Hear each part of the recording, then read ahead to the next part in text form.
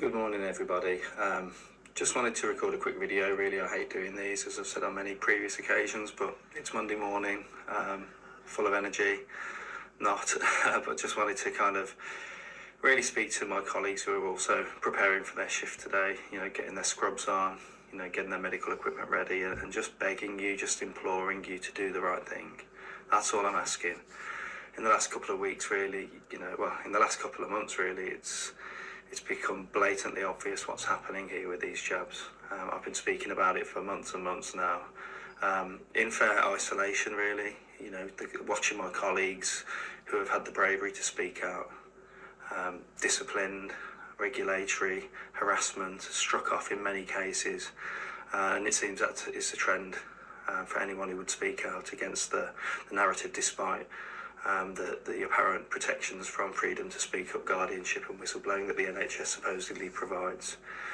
Guys, I'll put it to you straight, really, even in this last week, I'll give a few examples. I've seen people in their 30s having strokes. Who've had strokes, should I say, after 24 hours after the jab. I've seen two really tragic cases this week. One when I was working in London, where a lady's 31 and she's got metastatic cancer, fully jabbed.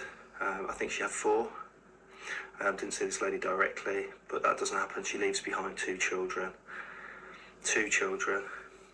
Even this week in the practice that I'm at today, we've had a chap who 3 weeks after his first jab went from marathon running to dilated cardiomyopathy, and he's now on at least 10 drugs and had further jabs despite going into acute heart failure and has been told it's genetic.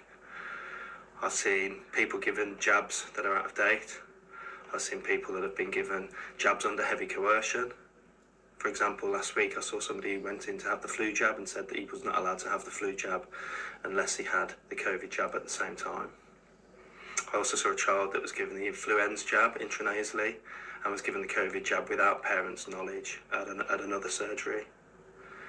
These things are stacking up now, and I'm seeing tragedies. I'm seeing blood clots in young people. I'm seeing heart problems in young people. And it's just got to stop. As you put your work gear on today, look yourself in the mirror, ask yourself, what do I want to achieve from today? Why did I choose this career path? I'm begging you guys, I'm begging you. I'm seeing so much carnage in my private clinic. I'm seeing so much autoimmunity developing, so much, even a chap over the weekend, on the same day as his Pfizer jab, he developed a movement disorder, which they're calling Parkinson's disease, but got worse with each subsequent COVID-19 jab that he was administered, up to 4, when he said, no, that's enough now, and being gaslit.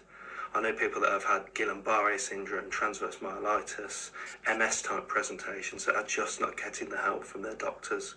It's just tragic to hear the stories of the gaslighting and the dismissing of the vaccine being any sort of role in this, even if it's a matter of days. These coincidences just keep coming thick and fast. Even in the last month, I've seen 4 men trying to conceive, 4 men at different places, and they have a condition called azoospermia, not one single functioning sperm. The amount of fertility and memory issues I'm seeing in young people, 40-year-olds coming in saying that they can't, remember what they went to the shop for, or they're repeating themselves like they're 92 years of age with Alzheimer's. These people are fully jabbed every single time. The winter I've just experienced, every single one of the cases on one particular day, 16 chest infections, intractable chest infections, were in the fully vaccinated with a mean vaccine number of 3.2. I counted it so that it was fact and not conspiracy theory. All day long I'm told that I'm spreading misinformation, conspiracy theories, that's the line my regulators have taken, but no one will debate me, rebut me, show me the error of my ways, show me, put their arm around me and say, Dave, you got it wrong, which I'm more than prepared to be, but it's beyond all reasonable doubt now, really it is. It's beyond all reasonable doubt every single day. I've got 20 patients this morning, 20 in the afternoon likely, and I'm sure I'm going to see a good proportion of them that have been affected adversely by this jab. It's time to speak out, guys. Let's do it, please. This 1 or 2 doctors speaking out, it's not good enough. It's not good enough. We're strong and safe in numbers. What are they going to do, strike us all off? At the same time, they can't do that. They proved that with the mandate for the NHS staff. I beg you guys, the amount of tip-offs I'm getting from doctors, midwives, nurses, even just last week, the midwives telling me what they're seeing at our local hospital maternity unit, the babies that are having problems. I mean, the one midwife said that the babies were coming out underweight and syndromic, which was a concerning phrase to use. Placentas being delivered, unhealthy placentas, intrauterine growth retardation, cardiac problems in mothers having normal vaginal deliveries. It just doesn't happen. Just doesn't happen. The amount of fetal distress in emergency sections, it has to stop, guys. I beg you, as we start this week, I beg you to please speak out, have the bravery. I keep getting told that, we can't speak out because of the disciplinary. We've seen what they've done to you, Dr. Cartland. That doesn't wash. Neither does the fact that, I've got mortgage and I've got kids and I've got a car and I've got all of those things. So every other dissenting doctor.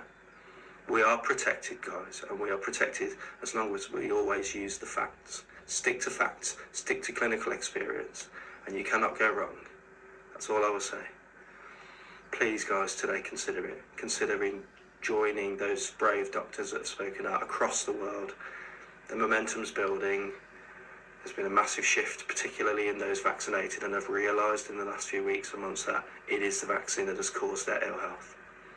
I pray that you realise that it's the right thing to do and it's time to stop as we consider rolling out yet another spring booster campaign. I'm hearing it across the land in Cornwall, spring booster campaign. Some people really considering 8 and 9 of these novel gene-based, I'd say therapeutics, but there's not a lot therapeutic about them because they don't work.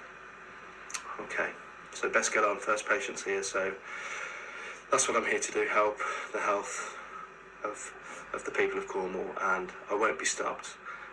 The mudslinging, the trolling, all the rest of it that's gone with it, all the regulatory abuse and resistance.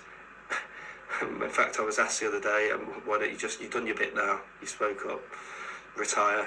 I'm never going to do that. I'm going to keep going because I know, as I said earlier, I am backed by facts. I know I'm backed by clinical experience that I've seen with my own eyes, and I can't unsee these things. So please, considering what you're seeing, ask your patients how many vaccines they've had when they present to you with a terminal cancer in their 30s. Ask your patients how many they had when they present to A&E with ST elevation at the age of 27. How many jabs did they have? Please, guys, I'm begging you, stand with us, the few people that have risked it all. Have a great day.